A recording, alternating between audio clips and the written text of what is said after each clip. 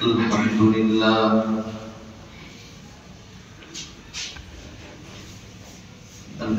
لله نحمده ونستعينه ونستغفره ونؤمن به ونتوكل عليه ونعوذ بالله من شرور أنفسنا ومن سيئات أعمالنا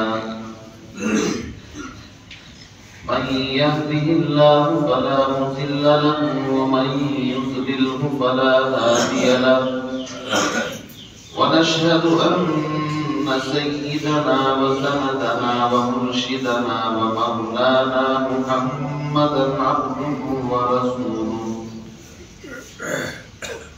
أما بعد فأعوذ بالله من الشيطان الرجيم بسم الله الرحمن الرحيم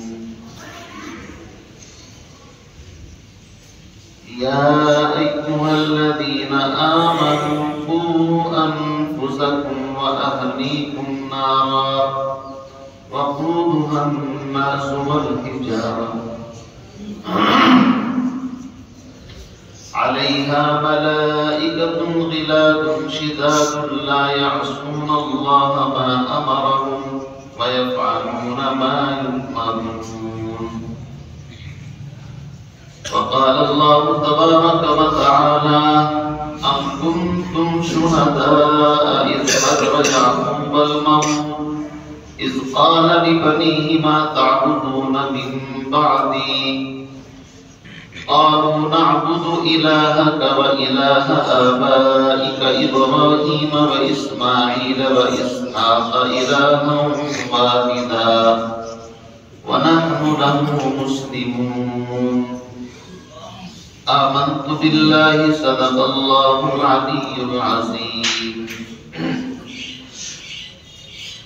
وقال النبي صلى الله تعالى عليه وسلم كلكم راع وكلكم مسؤول عن رعيته أو كما قال النبي صلى الله تعالى عليه وسلم انتہائی واجب احترام بزرگوں دوستوں بھائیوں، آپ حضرات کی خدمت میں مسلسل 3-4 دنوں سے اولاد کی نعمت، اولاد کی تربیت اور اولاد کے حقوق سے متعلق گفتگو کرنے کا اللہ کی طرف سے مجھے شرف حاصل ہو رہا ہے،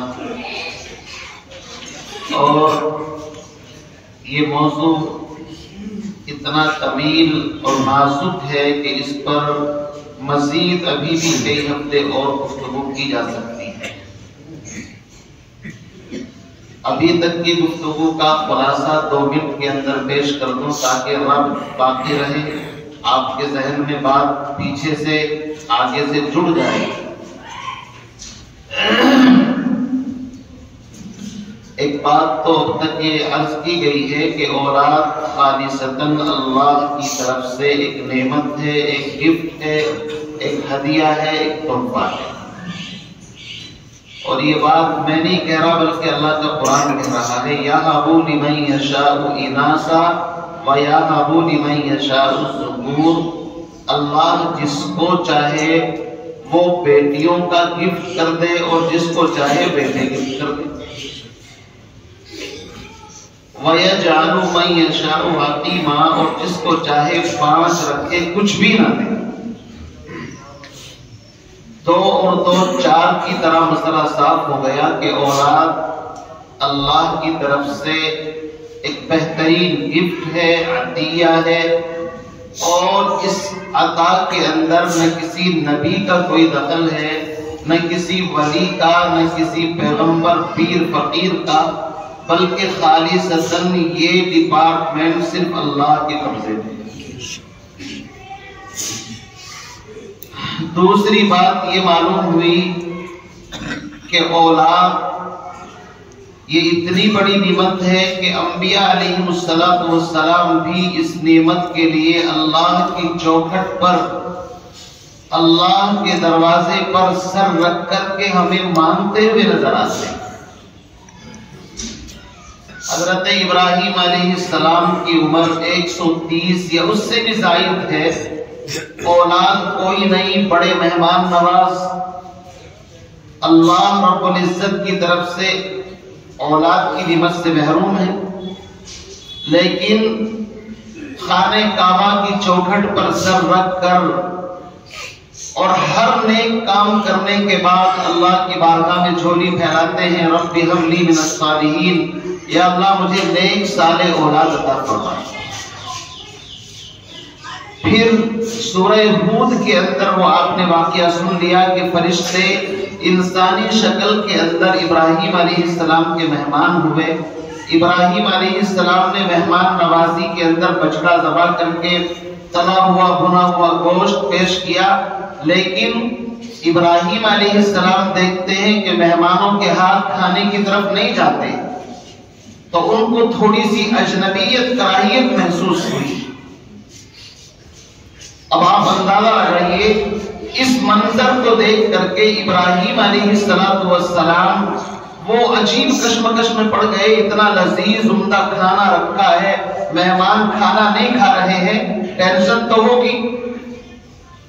تو فرشتوں نے کہا حضرت گھبرانے کی ضرورت نہیں، ہم تو لوط کی قوم کے پاس جا رہے ہیں، ان کو اصل میں ان سے نمٹنا ہے، انہوں نے سرکشی بے حیائی پھیلا رکھی ہے، اور آپ کو تو ایک گڈ نیوز، ہمارے یہاں گڈ نیوز بولتے ہیں نا انگلش کے اندر، یعنی کوئی اچھی خبر، اچھا میسج ہوتا ہے تو اس کو انگلش میں گڈ نیوز بولتے ہیں نا۔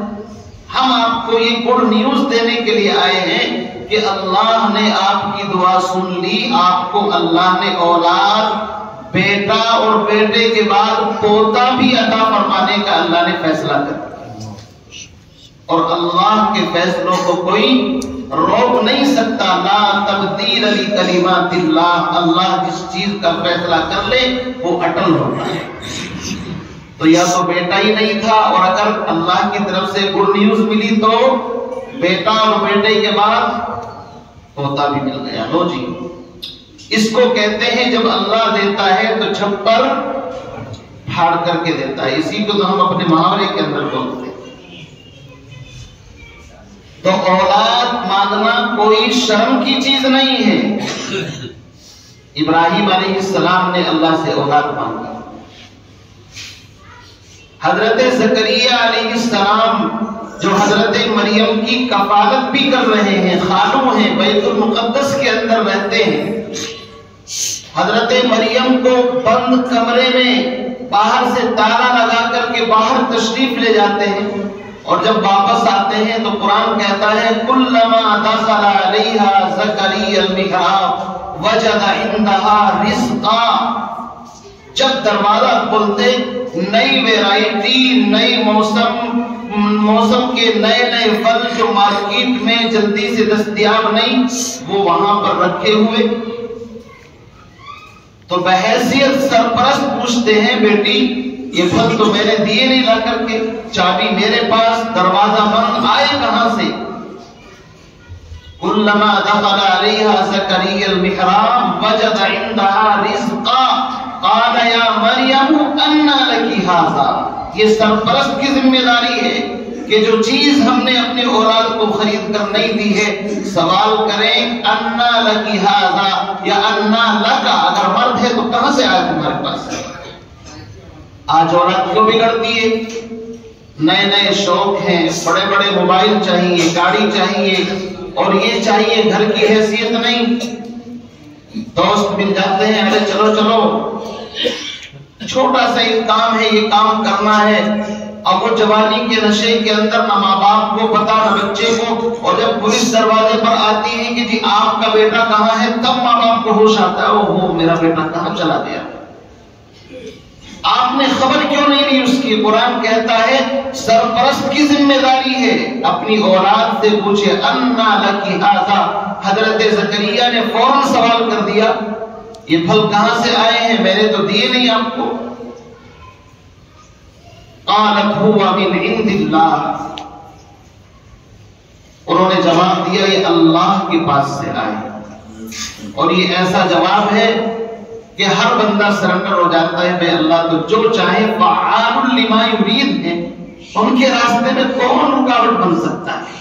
حضرت زکریا نے فوراً گردن جھکا لی کہ واقعی اللہ تو قادر ہے، اللہ کسی اسباب کا محتاج نہیں، پابند نہیں ہے۔ بس آپ اندازہ لگائیے کہ حضرت زکریا علیہ السلام کا یہ جواب سن کر، حضرت مریم کے اس بات کو سن کر کہ ان کا چہرہ کھل اٹھا اور انہوں نے بھی اپنی جھولی اللہ کے سامنے پھیلا دی اور کہا ابا میں بھی بوڑھا ہو گیا ہوں، میری بیوی بھی بانجھ ہے۔ وَاذْكُرْ فِي الْكِتَابِ وَقَافْهَا يَا عَيْنُ صَادٌ ذِكْرُ رَحْمَتِ رَبِّكَ عَبْدَهُ زَكَرِيَّا إِذْ نَادَى رَبَّهُ نِدَاءً خَفِيًّا قَالَ رَبِّ إِنِّي وَهَنَ الْعَظْمُ مِنِّي۔ یہ پورا رکوع آپ پڑھیے، بولا میرے سر میں سفیدی آ گئی، کمر جھک گئی ہے، میں بوڑھا ہو چکا ہوں، بیوی بانجھ ہے، اولاد کوئی نہیں، لیکن جب تو مریم کو بغیر موسم کے پھل دے سکتا ہے تو یا اللہ اولاد بھی تو ایک نعمت ہے، پھل ہے، آپ مجھے بھی اس سے سرفراز فرما دیجیے۔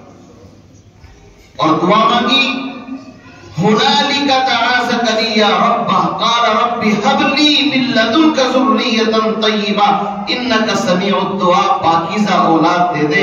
اللہ نے کہا ٹھیک ہے، تمہاری دعا بھی سن لی، اور یاد رکھو ہم تمہیں بیٹا دیں گے، اور بیٹے کا نام بھی بتا دیا، نام ہوگا یحییٰ، لم نجعل له من قبل سمیہ۔ اور قرآن نے کہا کہ اس نام کا بچہ اب تک ہم نے اس زمین پر بھیجا بھی نہیں ہے، یہ نام پہلا ہوگا اس کا، اور نام ہوگا یحییٰ۔ جب اللہ دینے پر آتا ہے تو اس طرح نوازتا ہے۔ میرے بھائیو، اولاد اللہ کی نعمت، ہر نبی، ہر پیغمبر، ہر بزرگ نے اللہ کی چوکھٹ پر رکھ کر کے اس نعمت کو مانگا۔ سورہ فرقان کی آیت، ربنا هب لنا من ازواجنا وذرياتنا قرة اعین واجعلنا للمتقین اماما۔ مانگتے نہیں مانگتے، ابھی بچہ 5 سال کا ہے، شادی نہیں ہوئی، لیکن وہ مکتب میں آتا ہے، استاد اس کو نماز سکھاتا ہے، نماز کے ساتھ ساتھ دعا سکھاتا ہے، اور وہ دعا مانگتا ہے ربنا هب لنا من ازواجنا وذرياتنا قرة اعین، مولا میری اولاد کی اور میری بیوی کی طرف سے میری آنکھوں کو ٹھنڈک عطا فرما دیجیے، اولاد فرما بردار، بیوی نیک صالح، واجعلنا للمتقین اماما، اور مجھے متقی لوگوں کا امام بنا دیجیے۔ ایمانداری کے ساتھ بتاؤ، یہ چھوٹا سا 4-5 سال کا بچہ جب مسلسل یہ دعا مانگتا مانگتا بڑا ہوگا تو کیا اس کی زندگی کے اندر اس دعا کے اثرات آئیں گے؟ نہیں آئیں گے؟ آئیں گے، یقیناً آئیں گے۔ اسی لیے میں کہتا ہوں کہ آج کے اس دور کے اندر اگر اپنے بچوں کے ایمان کو بچانا چاہتے ہیں تو ان کو مکتبوں میں، مدرسوں میں استادوں کے حوالے کر دو، اس لیے کہ وہ ان کے سینوں کے اندر رب کا قرآن بھر دیں۔ یہ چھوٹی چھوٹی دعائیں ان کے دل و دماغ کے اندر بٹھا دیں گے، اور یہ اس دعا کو رات کو مانگتا ہے اس کو پتا نہیں، دن میں مانگتا ہے پتا نہیں، لیکن حقیقت میں وہ بچہ اتنی بڑی نعمت اللہ سے مانگ رہا ہے کہ ہم اندازہ نہیں لگا سکتے۔ تو میری گفتگو چلتے چلتے آپ حضرات کے جو گوشے گزار ہوئی ہے وہ یہاں تک پہنچی۔ بات یہ چل رہی تھی کہ اولاد اللہ کی ایک بہت بڑی عطا ہے، نعمت ہے، اور یاد رکھو قرآن ایک اصول ضابطہ بیان کرتا ہے، لَإِن شَكَرْتُمْ لَأَزِيدَنَّكُمْ وَلَإِن كَفَرْتُمْ إِنَّ عَذَابِي لَشَدِيدٌ، کہ اگر نعمتوں کی قدردانی کرو گے اللہ کا وعدہ ہے نعمتوں کو اللہ بڑھا دے گا، وَلَئِن كَفَرْتُمْ، اور اگر تم نے نعمتوں کی ناقدری کی، ناشکری کی، تو قرآن کہتا ہے اِنَّ عَذَابِي لَشَدِيدٌ، پھر رب کی پکڑ ایسی ہے کہ پھر انسان کو چھٹی کا دودھ یاد آ جاتا ہے، ایسی پکڑ بھی فرماتا ہے۔ اب اللہ نے یہ اولاد کی نعمت مجھے آپ کو عطا فرما دی، اس کا کیا حق ہے ہمارے اوپر؟ آج ہر انسان یہ چاہتا ہے اپنی اولاد سے کہ میری اولاد میرا حق ادا کرے، لیکن میں اولاد کا حق ادا کر رہا ہوں یا نہیں، اس طرف کسی کی توجہ نہیں۔ یہ تو بات چل رہی تھی پچھلے ہفتے کہ ہر انسان، ہر ماں باپ یہ چاہتا ہے میری اولاد میری عزت احترام تکریم کرے۔ نمبر 2، ہر ماں باپ چاہتا ہے کہ میری اولاد میری اطاعت کہنا مانے فرما برداری کرے۔ ہر ماں باپ چاہتا ہے کہ میری اولاد میری خدمت کرے۔ یہ 3 مطالبے ہر ماں باپ کی طرف سے نہیں ہے۔ ہر ماں باپ چاہتا ہے اپنی اولاد سے سب سے نمبر پہلے پر میری عزت احترام کرے، نمبر 2 میری اطاعت خدمت گزاری کرے، یعنی جو کچھ میں کہوں اس کے اوپر لبیک کہیں، اور نمبر 3 ہر ماں باپ یہ چاہتا ہے کہ میری اولاد میری خوب زیادہ سے زیادہ خدمت کرے۔ کہتے ہیں سر آنکھوں پر آپ کا مطالبہ صحیح، لیکن اس سے پہلے یہ دیکھو کہ کیا آپ نے اپنی اولاد کا حق ادا کیا یا نہیں۔ اولاد کا بھی حق ہے شریعت کے اندر۔ حضرت عمر رضی اللہ تعالیٰ عنہ کے زمانے کا واقعہ میں نے آپ کو بتایا کہ ایک آدمی شکایت لے کر کے آتا ہے، امیر المومنین میرا بیٹا میرا حق ادا نہیں کرتا۔ آپ نے اس کے بیٹے کو طلب کر لیا، جی آپ پہچانتے ہیں ان کو؟ فرمایا امیر المومنین میرے ابا ہیں کہ یہ تمہاری شکایت کر رہے ہیں، تم ان کا حق ادا نہیں کرتے۔ فرمایا امیر المومنین سر آنکھوں پر ان کی شکایت بالکل درست ہے، واقعی میں ان کی اطاعت نہیں کرتا، لیکن میں یہ پوچھنا چاہتا ہوں کہ کیا اسلام میں شریعت میں اولاد کا بھی کوئی حق ہے ماں باپ پر یا نہیں؟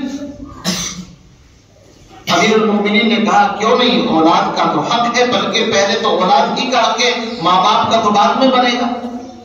کیا حق ہے؟ فرمایا پہلا حق یہ ہے کہ وہ کسی ایسی دیندار اور نیک خاتون سے شادی کرے جس کے بدن سے اللہ اس کو نیک اولاد عطا فرمائے۔ یہ پہلا حق ہے اولاد کا۔ شوہر کا حق بیان نہیں کر رہا ہوں، شوہر تو چاہتا ہے کہ مجھے اچھی اسمارٹ خوبصورت بیوی ملے، اخلاق بعد میں دیکھے جائیں گے جو کچھ ہوگا، لیکن اگر اولاد کا مستقبل پیش نظر ہے تو شریعت کا منشا یہ ہے کہ گھر میں آنے والی بہو ایسی لائی جائے جو دیندار ہو، باشرہ ہو، متقی ہو، پرہیزگار ہو، تاکہ اس کی کوکھ سے جو اولاد جنم لے وہ بھی نیک ہو۔ یہ حضرت عبداللہ ابن مبارک رحمۃ اللہ علیہ کا نام سنا ہوگا، امام بخاری کے استاذ ہیں۔ مبارک واقعی مبارک تھے، اتنے سیدھے صوفی مزاج، ایک باغ کے اندر نوکری کیا کرتے تھے۔ اس باغ کے مالک نے ان سے کہا کہ ہمارے لیے کوئی میٹھا سا انار لے کر کے آؤ۔ وہ ہر مرتبہ توڑ کر کے لاتے تو اس میں کچھ نہ کچھ ترشی، کھٹا پن، یعنی ہر مرتبہ ایسا ہی کچھ نکلتا۔ باغ کا مالک ناراض ہوتا ہے، اتنے دن سے ملازمت کرتے ہو، ابھی تمہیں یہ بھی پتا نہیں کہ کون سے درخت کا انار میٹھا ہے، کون سے کا تیکھا ہے۔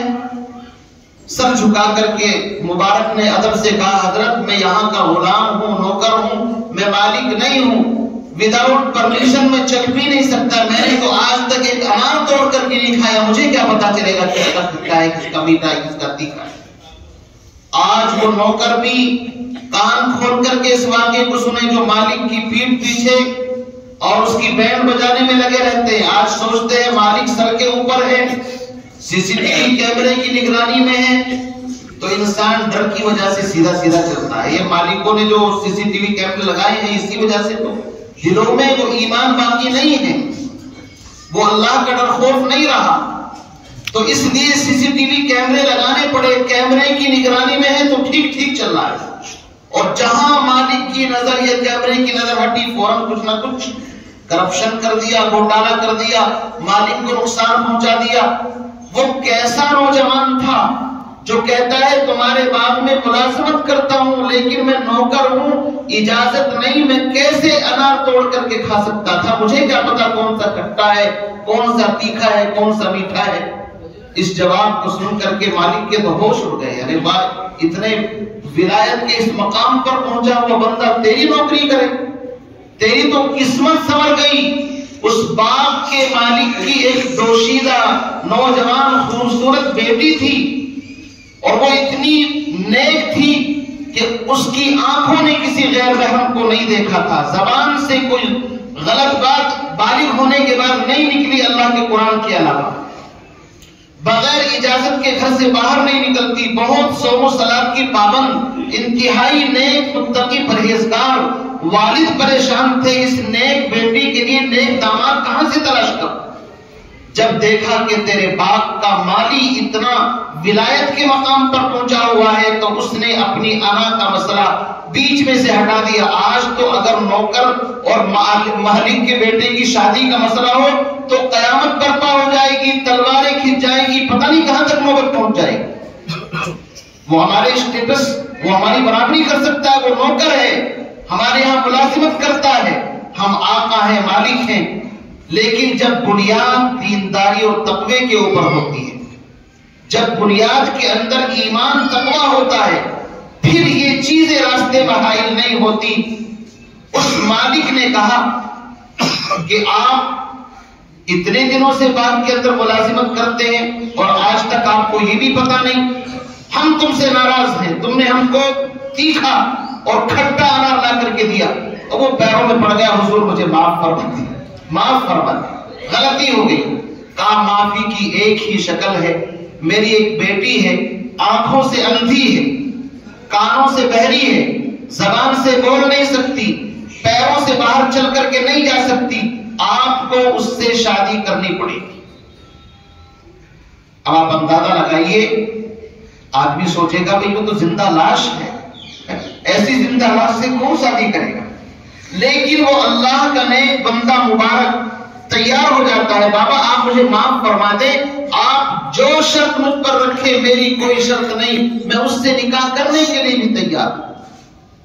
اب وہ نکاح ہو گیا تو الحمدللہ بیوی جو تھی وہ تو لاکھوں میں ایک۔ اب یہ دیکھ کر کے ٹینشن تعجب میں کہ یہ ہو کیا رہا ہے، اپنے سسر سے پوچھا، انہوں نے کہا بیٹا مسئلہ وہ نہیں ہے، مسئلہ یہ ہے میری بیٹی بالغ ہونے کے بعد اس نے آج تک کسی غیر محرم کو نہیں دیکھا، اس لیے میں نے کہا یہ آنکھوں سے اندھی ہے، زبان سے کوئی غلط بات نہیں نکالی، اس لیے میں کہتا ہوں کہ یہ گونگی ہے۔ بارہا اس کے فضائل بیان کیے۔ اللہ نے اس جوڑے کو جو اولاد عطا فرمائی اس کا نام ہے عبداللہ۔ کیا نام ہے؟ عبداللہ ابن مبارک انہیں کو کہا جاتا ہے، مبارک کے بیٹے ہیں۔ مبارک وہ کون؟ جو باغ کے اندر نوکری کیا کرتا تھا، نکاح ہو گیا مالک کی بیٹی سے، اللہ نے اس نیک جوڑے کو جو اولاد عطا فرمائی اس کا نام تھا عبداللہ۔ اور یہ عبداللہ امام بخاری جنہوں نے بخاری شریف میں احادیث جمع کی ہیں، ان کے بھی استاذ ہیں۔ آپ اندازہ لگائیے، عبداللہ ابن مبارک جب کسی شہر کے اندر داخل ہوتے تھے، ہزاروں علماء کا مجمع ان کے پیچھے دائیں بائیں چلا کرتا تھا۔ وقت کے بادشاہ دیکھ کر کے کہا کرتے تھے، بابا حاکم اور بادشاہ ہم نہیں ہیں، ہماری حکومت تو کاغذوں کے اوپر ہے، یہ وہ اللہ والے ہیں کہ جن کی حکومت لوگوں کے دلوں کے اوپر ہو۔ یہ اولاد اللہ نے ویسے ہی کہیں آسمان سے پھینک دی ہے، اس کی بنیاد صحیح تھی، اسی لیے میں کہتا ہوں اولاد کا سب سے پہلا حق ماں باپ کے اوپر یہ ہے کہ اس اولاد کے مستقبل کے لیے ایسی عورت سے شادی کرے جو دیندار متقی پرہیزگار ہو۔ ایسے ہزاروں واقعات ہیں، اس کی تفصیل میں جانا نہیں چاہتا۔ پچھلے ہفتے میں نے بتایا بھی تھا کہ حضرت عمر تو امیر المومنین ہیں، اپنے بیٹے کا نکاح ایسی جگہ پر کر لیا جہاں صرف تقویٰ تھا۔ بیٹی نے کہا ہم دودھ میں پانی نہیں ملا سکتے، پھر اللہ نے ان کی اولاد میں عمر بن عبدالعزیز اور کیسے کیسے لوگ پیدا کیے۔ اور اولاد کا دوسرا حق یہ ہے، جب اولاد پیدا ہو دائیں کان میں اذان بائیں میں تکبیر، اللہ نے حیثیت دی ہے تو اس کا عقیقہ کر دیا جائے، اچھا نام رکھ دیا جائے، یہ دوسرا حق ہے۔ فرمایا کہ میرے والد سے پوچھو میرا نام کیا رکھا ہے۔ جب یہ شادی کر کے لائے تو ایک ایسی عورت سے شادی کر کے لائے جو اپنے زمانے میں بدنام تھی۔ دوسرے نمبر پر جب میں پیدا ہوا تو نام بھی میرا جغل رکھا۔ جغل کہتے ہیں اس کیڑے کو جو برسات کے موسم میں گائے بیل کا آپ نے دیکھا ہوگا گوبر اس میں کیڑا پیدا ہو جاتا ہے، یہ جغل کہلاتا ہے عربی کے اندر۔ اور تیسرا حق یہ ہوتا ہے کہ جب وہ بڑا ہو تو اس کو کسی مدرسے میں، مکتب میں تہذیب تمدن سکھانے کے لیے کسی استاذ کے حوالے کر دیا جائے۔ کہا آج میری عمر 19-20 سال کی ہے، نہ میں نے کبھی کسی استاذ کا چہرہ دیکھا، نہ مکتب نہ مدرسے کی دہلیز پر چڑھا، بلکہ لاٹھی ڈنڈا دے کر کے اونٹ میرے حوالے کر دیے، جاؤ اونٹ چراؤ۔ اب آپ یہ بتائیے جب میرے 3 حقوق تھے وہ ادا نہیں کیے گئے تو پھر اپنے حقوق کا مطالبہ کس طرح کیا جا سکتا ہے؟ حضرت عمر نے ڈانٹ پلائی اس کے والد کو، وہ بھاگے وہاں سے۔ تو میرے عزیز بزرگوں بھائیوں، یاد رکھو اولاد کے بھی حق ہیں، ماں باپ کے بھی حق ہیں۔ اولاد کا ایک حق یہ بھی ہے کہ اپنی اولاد میں عدل و انصاف برابری کی جائے۔ آج اکثر ماں باپ ایک بیٹے کو زیادہ دے دیا، ایک کو کم دے دیا، جس کو کم ملا وہ کھینچا کھینچا رہتا ہے۔ بھائی وہ کیوں سلام کرے گا، وہ تو سوچے گا میرا حق مان دیا گیا۔ آپ کی ذمہ داری، ماں باپ یہ سوچتے ہیں کہ یہ تھوڑا کمزور ہے، اس کو سہارا لگا کر کے اس کو بھی اس کے لیول پر لے آئے۔ یہ کام اللہ کا ہے، ہر انسان کا نصیب اللہ نے الگ بنایا ہے۔ آپ ان کو برابر نہیں کر سکتے، جس طرح یہ ہاتھ کی 5 انگلی برابر نہیں ہو سکتی، اسی طرح اولاد کے نصیب بھی برابر نہیں ہوتے۔ ایک لکھ پتی ہو جاتا ہے، ایک کروڑ پتی ہو جاتا ہے، خط پتی ہو جاتا ہے، کچھ بھی نہیں رہتا۔ آپ کیسے برابر کرو گے ان کو؟ آپ کی ذمہ داری یہ ہے جب تک ان کی شادی نہیں ہوئی، چاہے بیٹے ہوں چاہے بیٹی ہوں، آپ کھانے میں، پینے میں، گفٹ لانے میں، ہدیہ دینے میں اور ان کے کپڑے بنانے میں برابری کریں۔ برابری کا مطلب یہ ہے بڑے کا سوٹ 5 میٹر میں بنتا ہے تو 5 میٹر کپڑا دے، چھوٹے کا 3 میں بنتا ہے 3 دے، اس سے چھوٹے کا 1 میٹر میں بن جاتا ہے 1 میٹر کپڑا دے دیا، برابری ہو گئی۔ برابری کا مطلب یہ نہیں کہ بڑا وہ جو 20 سال کا ہو رہا ہے آپ چھوٹے بچے کو بھی 5 میٹر کپڑا لا کر کے دے، بھائی برابری کر رہا ہوں، یہ برابری نہیں ہے میرے بھائیو۔ برابری کا مطلب یہ بھی شادی نہیں ہوئی ہے، ابھی آپ ان کو لے کر کے چل رہے ہیں تو کھانے میں پینے میں ایک نظر سے سب کو دیکھیں، جس کی جو ضرورت ہے پوری کرتے ہیں۔ اور جب شادی ہو جائے اس کے بعد اگر آپ 10,000 ایک کو دے رہے ہیں گفٹ تو 10 دونوں جتنی اولاد ہے سب کو دے دیں، چاہے بیٹیوں اس کو بھی دیں۔ اور جب دنیا سے جانے لگے تو یہ میراث بننے کا وقت آ جاتا ہے، اب اس کے اندر وہ مسئلہ ہو جاتا ہے لڑکے کو 2 اور لڑکی کو 1، موت کے بعد اور موت کے بالکل قریب کا مسئلہ یہ ہوتا ہے۔ اتنی باریکی اور تفصیل ہے کہ یہاں 20-25 منٹ کے اندر یہ سب باتیں آپ کے سامنے نہیں آ سکتی۔ میرے عزیز بزرگوں بھائیوں، کہنے کا مقصد اور منشا یہ ہے اولاد اللہ کی بہت بڑی نعمت ہے، اور اس نعمت کی اگر ناقدری کی تو قرآن پاک سورہ سبا واقعہ بیان کیا اللہ نے، لقد کان لسبع فی مسکنہم آیہ جنتان عن یمین و شمال کلوا من رزق ربکم واشکروا لہ۔ اللہ نے اتنے باغات دیے تھے قوم سبا کو کہ اگر خالی ٹوکرا لے کر کے سر کے اوپر گزر جائے تو اتنے باغات تھے جو اوپر سے پھل ٹوٹ ٹوٹ کر کے گرتے تھے، اس سے اس کنارے سے دوسرے کنارے سے جب آدمی نکلتا تھا تو ٹوکری بھر جایا کرتی۔ ایک ڈیم بنا رکھا تھا پانی کا جس کو اکٹھا کرتے تھے، چھوٹی چھوٹی نہریں، ہر وقت پانی دستیاب۔ لیکن جب انہوں نے ناشکری کی تو اللہ کا قرآن پڑھو، اللہ فرماتے ہیں فَأَعْرَضُوا فَأَرْسَلْنَا عَلَيْهِمْ سَيْلَ الْعَرَمْ۔ اللہ نے اس باندھ کو توڑ دیا، ڈیم کو توڑ دیا، چاروں طرف جو پانی نے تباہی مچائی، انسان بھی برباد، ان کے باغات بھی جھاڑ جھنکاڑ کے اندر تبدیل ہو گئے، اور وہاں پر کیکر اور بیری دار جو خضر و بیری ہوتی ہے، جھاڑ جھنکاڑ اس طریقے سے اگ آئے۔ اللہ فرماتے ہیں ذَلِكَ جَزَيْنَاهُمْ بِمَا كَفَرُوا، یہ ہم نے ان کو سزا دی ہے ان کی ناشکری کی، وَهَلْ نُجَازِي إِلَّا الْكَفُورَ، اور ہم ہر ناشکرے کو ایسی ہی سزا دیا کرتے ہیں۔ اولاد نعمت ہے، اور اس میں کتنے پہلو نعمت کے ہیں میں اس کو انشاءاللہ آپ کے سامنے کھول کر کے پھر بیان کروں گا، اب وقت ہو چکا ہے۔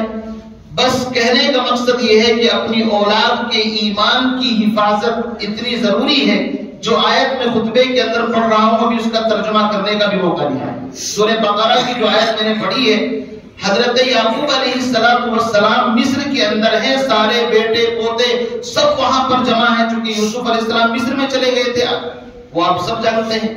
وہاں پر جب حضرت یعقوب کا آخری وقت ہے دنیا سے جانے کا، اس وقت ان کی زبان پر جو بات تھی بس یہ سمجھ لیں زندگی کا سب سے بڑا فلسفہ اور میسج یہی ہے۔ انہوں نے اپنی اولاد سے یہ نہیں پوچھا میرے بعد کاروبار کا کیا ہوگا، اتنے باغات ہیں انہیں کون سنبھالے گا، حکومت کو کون دیکھے گا، نہیں۔ ام کنتم شہداء اذ حضر یعقوب الموت اذ قال لبنیہ ما تعبدون من بعدی، یہ بتاؤ میرے دنیا سے جانے کے بعد مصر کا ماحول تو بت پرستی کا ہے، یہاں پر تو بتوں کی پرستش ہوتی ہے، تم اقلیت میں ہو، کہیں ایسا نہ ہو اکثریت کا مذہب تمہارے اوپر غالب آ جائے۔ بالکل یہ سمجھ لے جو ہمارے اس ملک کی کیفیت ہے بعینہ وہی کیفیت اس زمانے میں مصر کی تھی۔ تو حضرت یعقوب کو کاروبار کی فکر نہیں ہوئی بلکہ فکر تھی تو ایمان کی فکر تھی۔ اب بتاؤ ہم میں سے کوئی اپنی اولاد سے اتنی ٹینشن لے کر کے پوچھتا ہے کہ تم میرے بعد کس کی عبادت کرو؟ اللہ ہم سب کو توفیق عطا فرمائے اور ہم سب کو اپنی اولاد کے ایمان کی بقا و تحفظ کے لیے کوششیں کرنے کے اللہ توفیق عطا فرمائے۔ وآخر دعوانا الحمدللہ رب العالمین۔